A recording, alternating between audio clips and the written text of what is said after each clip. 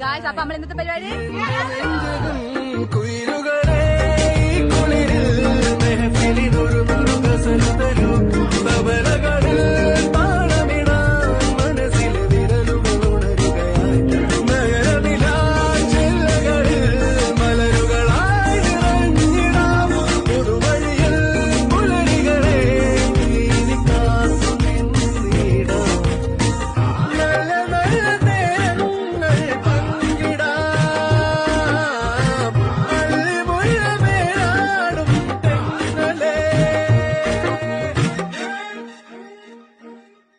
ഈ അങ്ങാടി കവലയിൽ ചങ്ങാതി പറവകൾ ചിറകടിച്ചുയരുകയായി